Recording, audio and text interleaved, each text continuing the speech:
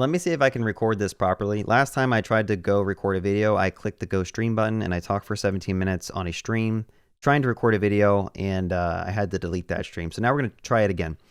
And while we're talking, I'm going to be trying to just do some little stuff with Automaker to verify it's working. So a couple of months ago on my channel, I talked about how I was kind of burned out on making content. And one of the core contributors to that burnout was AI. I honestly felt like AI was like taking my job and making the job feel less enjoyable. And now if you look at my channel now, I'm basically all in on AI. Like I have a course about AI that I'm teaching. I've been working on Automaker with a group of people from Agentic Jumpstart Discord channel to basically help build out entire applications by using a Kanban board. So again, I'm like all in on AI, and I kind of want to clear up some things because I think a lot of people who watch my channel are kind of confused as to like, why am I doing AI content now when I literally made a video about how I'm burned out on AI? And some people are saying I'm just doing a cash grab and trying to get money, but I think it's more of an evolution of my mindset, right? I changed, I pivoted, not liking AI because I was threatened it was going to basically replace the way I did traditional coding, to now I basically I prompted an LLM the entire time. I prompt it to add code. I prompt it to refactor code. I prompt it to look through my code and find security vulnerabilities. I prompt it to go through my code and make it more performant, to make it more clean. And that's kind of the future that I'm seeing. And I think embracing that now is just going to put me in a better position financially and also a better position career-wise. Because just sitting here and coding stuff by hand, I don't think we need to be doing this anymore. I don't think it's very valuable to sit there and code everything by hand. You should be probably letting these LLMs do it because they're probably going to be much faster than you ever could. It really doesn't matter how many shortcuts you know in NeoVim or VS Code. At the end of the day, when you can prompt an LLM and it can churn out more code in 30 seconds than you can in like 30 minutes, it's a no-brainer to use it. And I kind of just reached that point like after my little my burnout session, right? I was legit kind of depressed a couple of months ago about this whole pivot in AI and everything else. And I just reached the point where it's like, I'm just going to embrace it, whatever. Because one thing that was kind of holding me back from doing AI, give me one second, I'm going to make a quick feature. Can you build me out a simple one-page landing site for a pizza shop, a place to sell pizzas, etc.? And I'm going to verify one thing in Automaker. I want to go and make sure that automated testing is on. So when this is on and I kick off this feature, it's going to run and playwright test to verify that it's going to create an actual pizza place. Okay, and that should be kicking off pretty soon. I'll do one more. Can you also add an npm run dev command to run this on port 3000? Run this site on port 3000. I'm not going to kick this one off yet. I'm going to wait for this one to finish. But as you can see, I mean, AI does the work now. Automaker allows you to, at a high level, design what you want, add in features, and kick them off. And behind the scenes, this is going to run Claude Code, Opus 4.5 over my code base. It's going to write tests and verify it, and it's going to eventually move it to the verify column, and I can go and load this up. Okay, now let's circle back to the video I talked about 3 months ago about burnout. Even on my channel itself, I would see that making tutorials, making longer form courses, they were not performing. People are just not interested. No one wants to learn by watching a video. And I don't blame them. You have an LLM you could talk to teach you how to do stuff. Why would you want to watch some person walk you through it? So I think making online courses is less valuable than it once was because now the information is so freely available, and to have it delivered to your code base on a gold platter, it's like so simple now. And so me and going and watching someone talk about Next.js updates or talk about this new SaaS product, which is game changing, or talking about how Prisma is fixed now. Like literally, I could go and make a video right now. They just fixed Prisma. Like that could be my title. They just fixed Prisma. I would probably get a lot of views. It'd probably be a 1 out of 10 video on my YouTube channel, like the most views I've gotten in a while.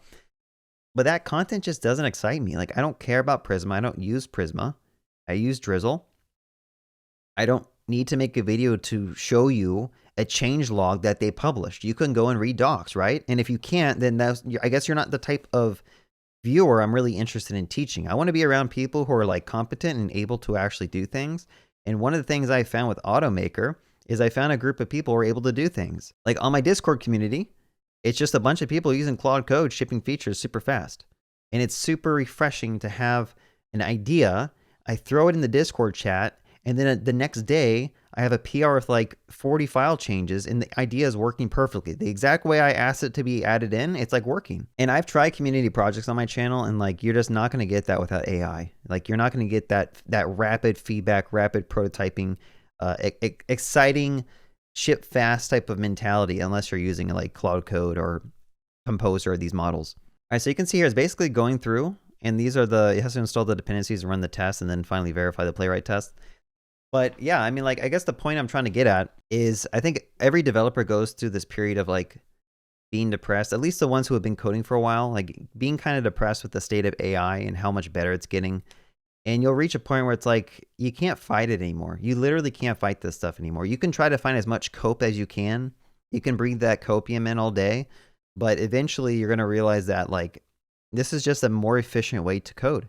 It's a more efficient way to build and add features and fix bugs. And resisting it's kind of silly. Like, why? Why are you so adamant about doing everything by hand when I can prompt Composer 1 to refactor one giant 2,000 line component and break it down into 10 different subcomponents and automatically orchestrate how to lift state or pull off state into a Zustan centralized store from one prompt? Like, one prompt is going to refactor all my code.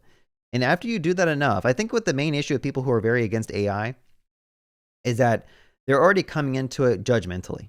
And so they'll prompt something and they'll get a bad result and they're like, yeah, I told you, AI sucks. It's like, no, I've been prompting. I mean, I probably have over like 1,000 prompts in various different models. Probably even more than that, honestly. I don't even know. And it's not until you reach a certain point and you start seeing where these models are good and where these models fall short. Like, for example, Gemini 3 is good for UI stuff. Composer 1 is good for refactoring stuff. Opus 4.5 is good for like logical, adding in the feature. And then if you run into a really esoteric bug, Codex 5.2 is actually pretty good at thinking through various complex scenarios to fix bugs. And so when you start using these tools enough in these models, you start realizing these things are very powerful and they all have very good use cases. And even, for example, working on Automaker, like we have when people make pull requests, there's tools right now that'll go through and review your code. Like we have CodeRabbit and Gemini Code Assist. At one point I had Claude Code also reviewing the code. And it gives you a complete breakdown. Like I don't think he actually wrote this summary at all. It basically just was auto-generated from these tools that give us a walkthrough of what changed. You can go down here. We have CodeRabbit reviewing all the code for security issues, for performance issues, how to make the code cleaner. We got a nice sequence diagram that kind of talks about the high-level change. Like this stuff, if you wanted a developer to do this stuff by hand, what developer makes these by hand? Like, what project have you been on that a developer is actually shipping this in a pull request? No one. No one actually does this stuff. But now we have AI that does it automatically with one pull request. It analyzes your code changes. It figures out what it should tell you has changed. And this stuff is game changing. And so that's why I pivoted. Like, this is literally why I'm pivoting to do AI content. Because I think you'd have to be kind of silly not to embrace this tooling, to kind of like analyze your code base, tell you where to look, tell you where you should focus your attention on. Now, you should probably still go and review the code. And in fact, on like a high risk code base, like you should be reviewing every line of code, right? And that's what agentic coding is. It's like you review the code, but you use these tools and these agents to help you move faster. Now, granted, on my YouTube channel, I'm really talking about a lot of side projects. Like I wanted to build my own SaaS product, my own little side hustle. And honestly, reading through every single line of code, it just becomes kind of not that important. But if you're working on high-risk software, or if your software messes up, people could get hurt or die, or people could lose a bunch of money, like banking software, healthcare software, I don't know, stuff like that, like then yeah, you should probably not utilize these tools as much. And I am full agreement that there is a limit of which how much you should be adding AI to your projects. If security is a high concern, maybe you should not just be throwing all your code into an LLM and sending it off to a third-party server. Now, those are things I don't mention in every video because to me, I think they're obvious, right? Because I've been doing this for 13 years. I understand like the pros and the cons of using AI, but I think people watch my channel for the first time. They'll stumble upon my channel. They'll see me talking about AI. They'll think I'm an AI shill.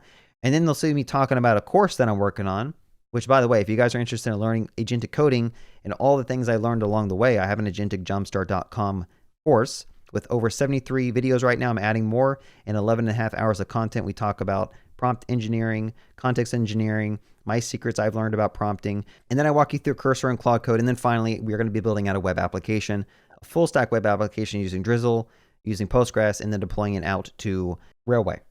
Okay. And by the way, this entire course platform was built using agentic coding. Basically me just prompting the entire time, building out what you're seeing here.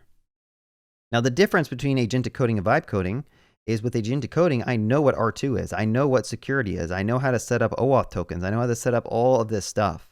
I've done it before. And I think that's the thing that people don't understand when they watch my content is they think I'm just vibe coding these applications, that I have no idea what I'm doing, when in fact, like, I have 13 years of experience building out web applications.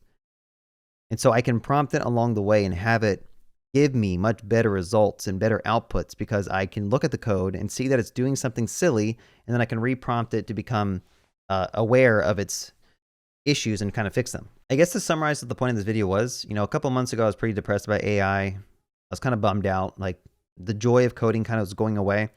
And then I just embraced AI, went all in. I said, screw it. I'm just going to use AI from now on. I'm not going to like be hesitant about it. I'm not going to try to be like, try to find ways to cope about it. I'm just going to use it, whatever. I'm just going to get the max Claude Code subscription. I'm just going to start building stuff. I'm going to start prompting. I'm going to start using cursors as much as I can to build out stuff. And I would say that I'm much happier. I'm literally much happier now. And also in terms of my YouTube channel, I stopped caring about views and subscribers. Making this AI content, I used to always hesitate about doing it because I would get a lot of unsubscribers. I get a lot of angry comments. But now I just don't care, man. I just don't care. I want to work on stuff that I enjoy. I want to work with people that I am vibing with, I guess you could say. People that I think are on the peak of the tidal wave, this AI wave.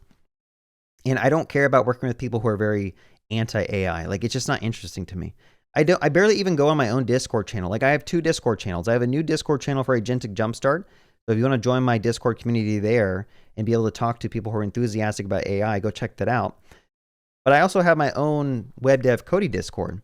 And I don't even go in that Discord much anymore, because it's like everyone there is just very anti-AI. They're always bashing AI. And it's like, you know what? I'm just not interested. Like, you guys are pulling me down and trying to prevent me from doing what I want to do. And I would rather just be around people who are supportive and enjoy AI as well. Even with other people, like, I used to watch a bunch of YouTubers, but then AI came out, and then I started switching over to AI content. And I literally don't watch anyone other than like 2 other YouTubers who just, one's like a vibe coder, Bridgemine, and the other one, Leon, he basically does like agentic coding, Claude Code tutorials. Those are the only 2 YouTubers I watch right now. I don't watch anyone else. I'm sorry. Like, I don't want to see updates on latest Next.js stuff. I don't want to see updates on TansXstart. I can go read the documentation, right? I don't need to watch a video to show me that a new version of Prisma came out. And even though I'm saying that my channel is like centered around AI, like, I don't even want to make Gemini 3 update videos. Like, I don't find that fun either. I don't want to sit there and say, oh, Gemini 3 Flash came out. Like, I could make a video every day with how many AI products are coming out. Every single day I could make a video talking about an update. I just don't find them valuable, because most of these updates, the new models come out, they're like marginally better, they're marginally cheaper, they're marginally faster. And it's like, okay, so this is like the 5th video I'm going to talk about of a new model that literally does the same thing as the last video. Overall, I'm much happier what I'm working on. Like, I'm really loving that I'm able to work with people who are enthusiastic about AI.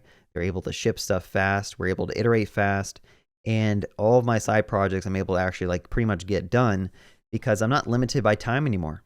I'm literally not limited by time. I can sit there in bed watching TV with my wife and like prompt my way for working solutions, and then prompt my way to better code, all while like not having to type a single line of code. And that is a very empowering, freeing thing, because before you'd have to sit there and type everything manually, and sometimes you're just not in the environment that you can do that. But now sometimes I'll even prompt when I'm like out and about. I will prompt GitHub and I say, hey, can you add this feature? Like, I'll load up GitHub and I'll tag Claude Code, and I'll say, can you please add this feature? And it's going to go and create the feature, create a pull request for it. And then when I get home and I have more time, I can pull down the code. I can test it locally. It's crazy. Like, we can literally code when we're not even on our computer now. All that matters is that you have the knowledge of what you want to build and the ability to actually like prompt it correctly, like the skills to prompt it, and you're going to be able to build some pretty cool stuff. So it looks like these 2 things are done, by the way. Like, I've been rambling for a while, but let's actually test this out. So I'm going to go here. I'm going to start a dev server, and then we are going to open up that new pizza site I just talked about and see if it actually worked. All right. Papa's Pizza Palace. Put a bunch of emojis in place of images, but I guess it's good enough, right? But as you can tell, like, within 10 days, we were able to build out Automaker, basically for people with a Claude Code subscription, where we can just create Kanban board issues and start building out entire applications. You can see here all the code right here, all this Next.js code. And I know this is also kind of like a silly demo, right? Like, who cares? We have a single like React landing page. But I've been doing this for other things too. Like, I'll go to my Agentic Jumpstart. I'll create an issue over here when a user reaches out and says, hey, there's something wrong with the course platform. And then I'll go and like just go to the course platform. I'll check it out. I'll test out the feature. I'll see there's a bug. And then maybe I'll take a screenshot and I'll go back over here and I'll paste it in and say, hey, can you fix this bug in this page? Kick it off and then let it run. Which never in my life could I think that I could build a tool in like 10 days to basically automate building out web applications.